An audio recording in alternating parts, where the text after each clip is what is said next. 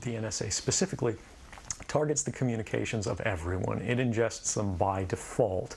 It collects them in its system, and it filters them, and it analyzes them, and it measures them, and it stores them for periods of time. But I, sitting at my desk, certainly had the authorities to wiretap anyone, from you or your accountant to a federal judge to even the president if I had a personal email. The storage capability of these systems increases every year consistently by orders of magnitude, to where it's getting to the point you don't have to have done anything wrong.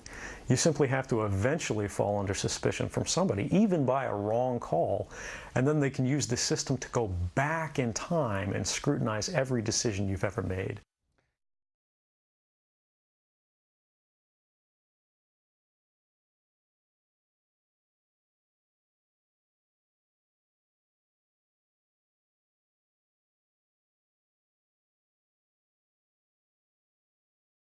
Support. All right, Charles. Democrats and Republicans on the intelligence committees in particular say this program is legal, it has oversight, and you have to go through a court to actually listen into something. They have to prove under the rules, the FISA court, to listen in.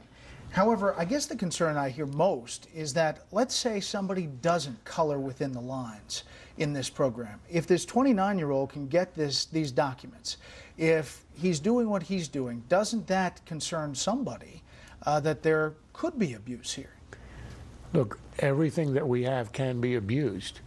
We have a police department where the cops have guns and they can shoot.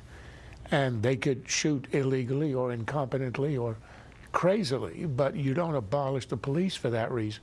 And you have instances of police misconduct. So you got to ask yourself, is this in principle a program that is constitutional? You look at one half of it, the prison program, where you're actually reading the emails. That's only not Americans. It's only outsiders. For instance, it would be insane if you had an email from an al-Qaeda operative in Yemen to an associate in London, and the nodes of the internet come through the United States. It would be insane not to read the email. So that is, as Michael Mukasey, the former Attorney General, wrote, I think he did it rather well. The Constitution is not a treaty with the rest of the world. It's an instrument of protection of the United States. Countries spy on each other. We spy on others. I'm glad that we do. So in principle, can you abuse that? Yes. But then you have to talk about the mechanism of protecting against abuse, and that, I think, is a good debate.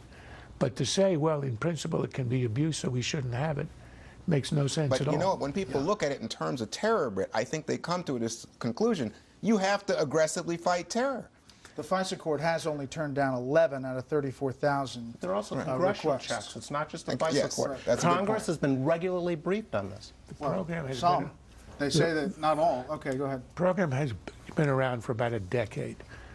And we do not have a single case of anybody saying, my email was abused, well, Rosen in another case. But do you think after a decade, if there were abuse, you wouldn't have had a lawsuit, somebody who would go to the press? Until you show me a single case, of course there's a potential for abuse. But show me abuse and I'll get very worried about it. In the IRS case, there were complaints for years. It wasn't as if it was denied the abuse, but it was happening. You had lawyers, lawsuits, and complaints. You would have heard that in this case, and you hadn't. So it tells you something about potential and actuality. Some have said, I think somewhat cavalierly, that in these difficult times we have to accept some reduction in our civil liberties in order to be secure. If we lived in a country that allowed the government to open your mail, eavesdrop on your phone conversations, or intercept your email communications, that country would not be America. Preserving our freedom is one of the main reasons that we are now engaged in this new war on terrorism. We will lose that war without firing a shot if we sacrifice the liberties of the American people.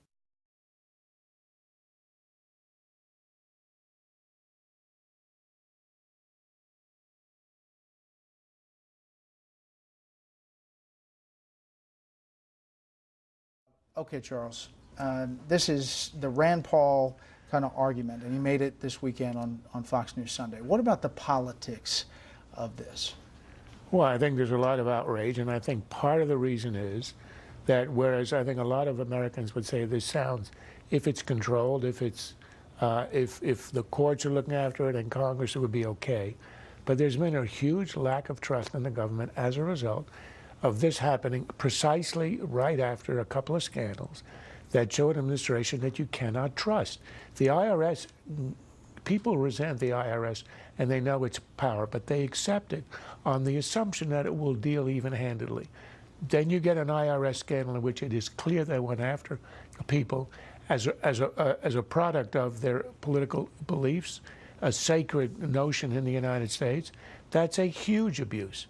You get the pursuit of James Rosen, a Fox reporter who is singled out, and the Justice Department lies essentially to a judge and pretending he might be a criminal co-conspirator as a way to get into his email.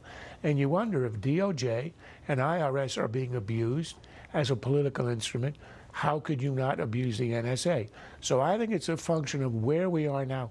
If this had happened in the days after the inauguration of Obama in 2009, it would have been a lot less of a story because people had trust in the Obama administration and in the government and in the government in general.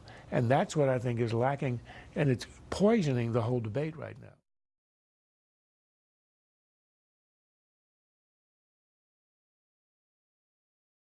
This has been a Sunfish production.